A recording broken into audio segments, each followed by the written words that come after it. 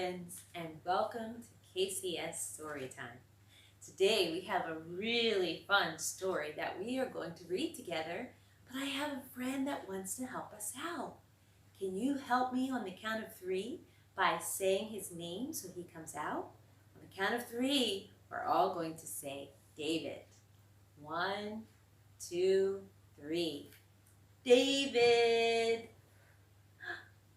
Here he is. Hi, David. Are you going to help me reading today? All right. So today we are going to do the story Corduroy. Okay, are you ready? He looks excited. Are you guys excited? So Corduroy, Story and Pictures by Don Freeman. Corduroy is a bear who once lived in the toy department of a big store. Day after day, he waited with all the other animals and dogs for somebody to come along and take him home. The store was always filled with shoppers buying all sorts of things, but no one ever seemed to want a small bear in green overalls. Then one morning, a little girl stopped and looked straight into Corduroy's bright eyes. "Oh, Mommy," she said, "look, there's the very bear I've always wanted." "Not today, dear," her mother sighed. "I've spent too much already. Besides, it doesn't look new. He's lost the button to one of his shoulder straps." And here we have a picture. We'll see Corduroy in the store. Corduroy watched them sadly as they walked away.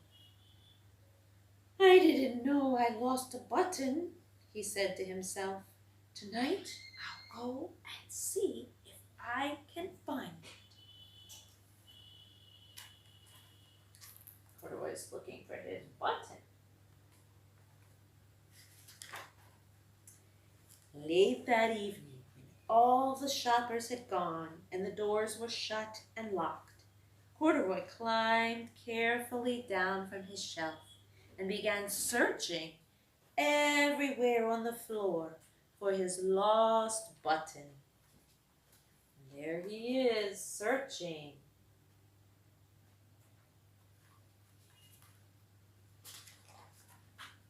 Suddenly, he felt the floor moving under him. Quite by accident, he had stepped onto an escalator, and up he went. Could this be a mountain? He wondered. I think I've always wanted to climb a mountain. He stepped off the escalator as it reached the next floor, and there, before his eyes, was a most amazing sight. Tables and chairs and lamps and sofas and rows of beds.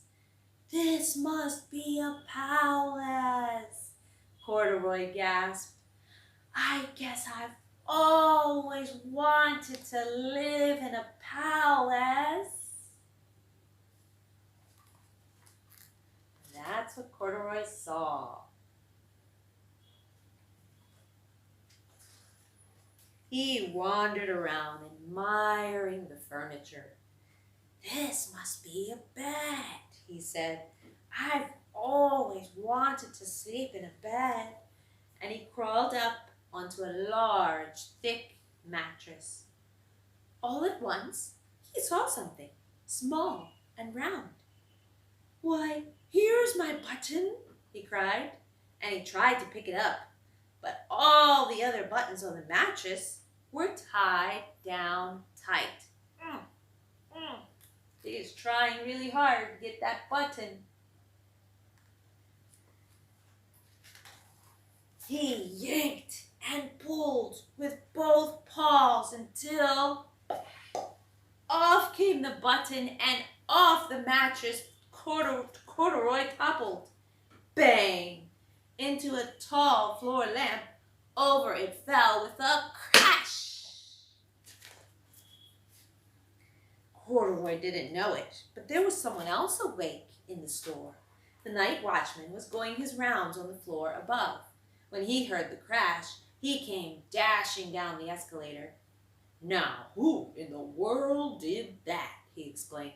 "Somebody must be hiding around here."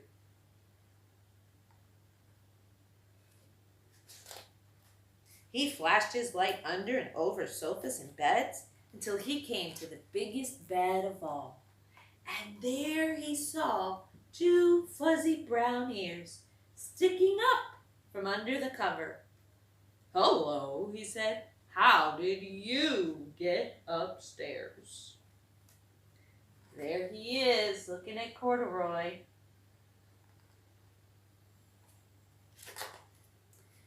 The watchman tucked Corduroy under his arm and carried him down the escalator and set him on the shelf in the toy department with the other animals and dolls. He's back to the beginning. Corduroy was just waking up when the first customers came into the store in the morning, and there, looking at him with a wide, warm smile, was the same little girl he'd seen only the day before. "I'm Lisa," she said, "and you're going to be my very own bear.